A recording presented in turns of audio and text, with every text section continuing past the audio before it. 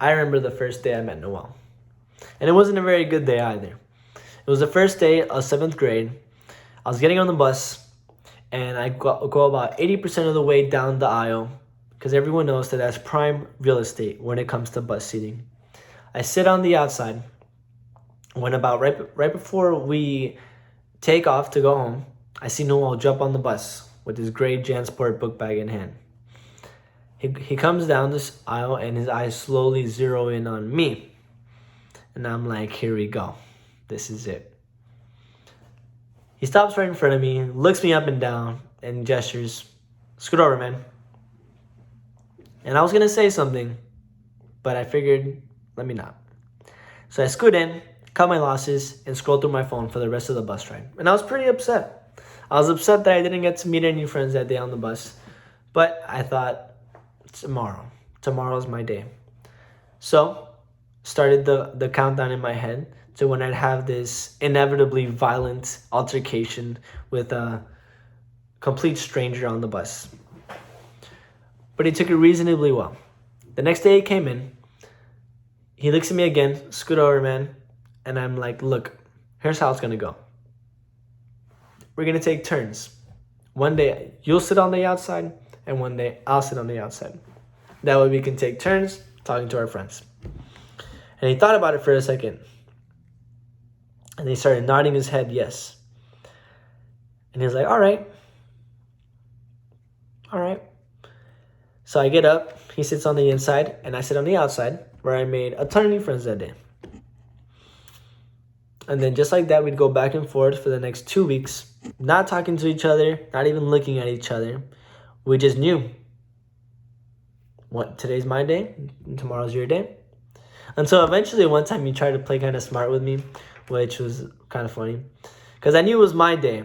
But he tried to play it off like it was his day to sit on the outside. And he's like, "Are you sure?" And I could tell this was a test, because Noel was trying to test me to see if I was a sucker. And he was like, "Are you sure it's your day?" And I was like, "Yeah, man, you were sitting on the aisle just yesterday." He's like, all right. And then he sat on the inside. But we didn't, besides that, we never talked to each other until about 2 weeks later, when I hear him telling a story to one of his friends on the aisle about how his Mexican mother would beat him with the belt every single time that he messed up. And I was like, really? And I caught his attention. No way. My mom beats me just the same. She uses the belt, the wooden spoon, the chancleta, anything.